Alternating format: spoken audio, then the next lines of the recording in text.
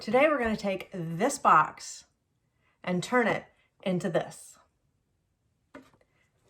So my husband broke his watch the other day, and so I thought for Christmas I would buy him a replacement. And when I saw this box at the Dollar Tree store yesterday, I thought this would be perfect to put it in. But I want to dress it up a little bit and make it more manly with all the sparkles on the top. If you knew my husband, not Michael. So we're going to be taking some more rustic, he likes the outdoors. So we're going to take some stencils that will reflect that. We're going to be doing a plaid pattern, and then we're going to put on top of that a bear. Yes, to make it more woodsy. Here's our black paint. I want to load up my stencil brush, rub that paint up in the bristles, and dab.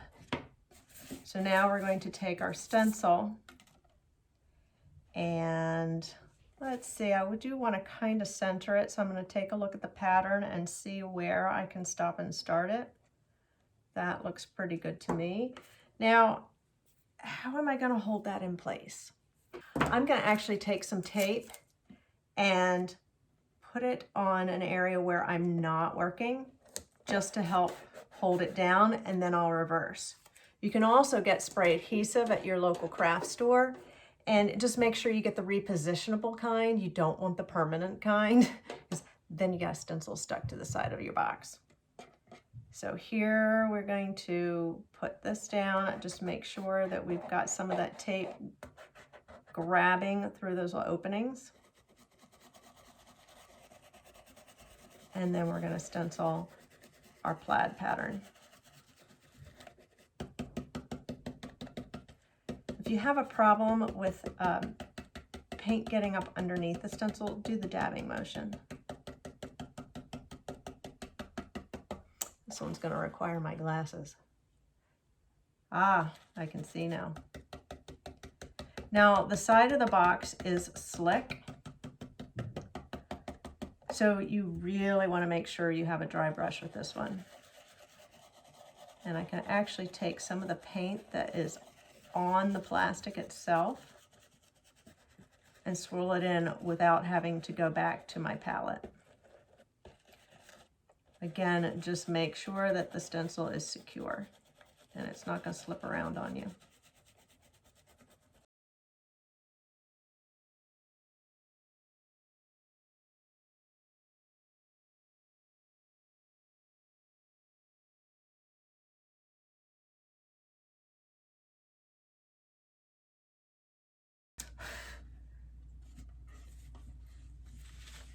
And there we are with our plaid pattern.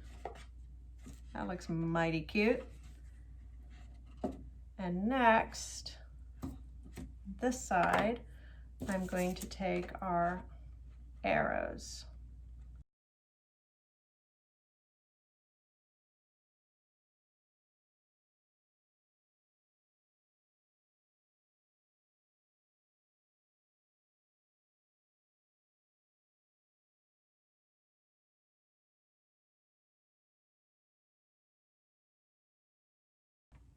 The plaid on one side and the arrows on the other, quite like this. Put the lid on. See how that jazzes it up a little bit?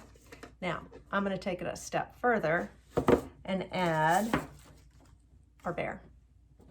I want to make sure that when I put it on, I put the lid on first to see how far down we have to come with this to center the pattern.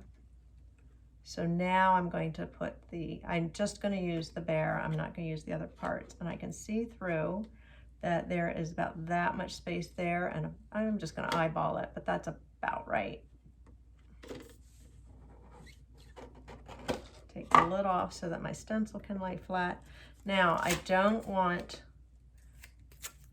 to put any of the grass or the tree on there. I just want the single bear.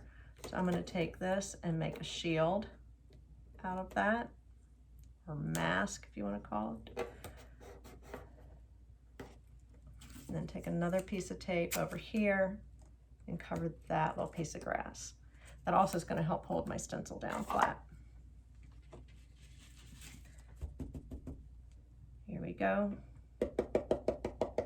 Again, pouncing it to get any excess paint off that didn't come off on my paper towel. And now I can just lightly swirl to fill the color in. And we do want to make sure this is nice and solid so that we don't see any of the pattern behind it. So let's take a look here.